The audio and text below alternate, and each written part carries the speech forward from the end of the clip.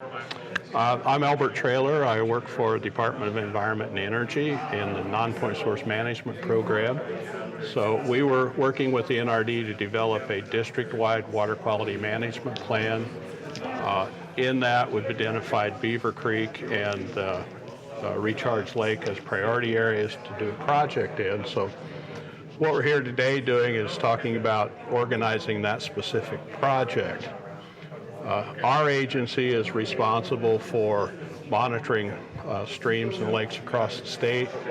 We set water quality standards to make sure that the water quality meets the needs of aquatic life and human consumption, recreation, livestock watering, and that sort of thing. So in the Beaver Creek watershed, the atrazine levels exceed the standard for aquatic life, suppressing the population of aquatic species in this stream. So, and the Recharge Lake, it is impaired for nutrients, phosphorus and nitrogen. So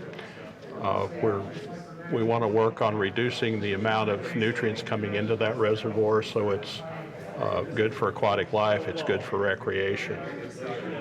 So what we're doing with atrazine in this watershed, atrazine is not a natural chemical. It's only there because humans use it. Particularly we use it on ag fields, and that atrazine runs off the fields, gets into the stream, and it gets in high enough concentrations that exceeds our water quality standards. So what we're trying to do in this watershed is work with producers with a plan that will bring practices that will reduce the runoff of atrazine in this watershed, work with them in a way that works with their operation. We provide cost share programs, assistance, technical assistance to sort of get them over the hump to change practices they're doing on their farm that is effective for us in controlling atrazine, but is also effective for the producer in terms of time and resources that make changing their practices effective for them.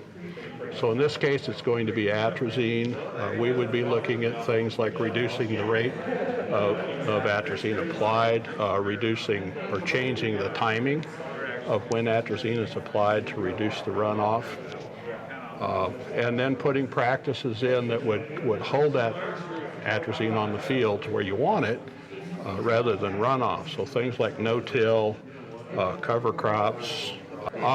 This frog is one of the things that happens with atrazine if it's too high. Well, there are two things. Atrazine can reduce the vegetation that aquatic life feeds on, so you reduce their food source, which depletes their populations.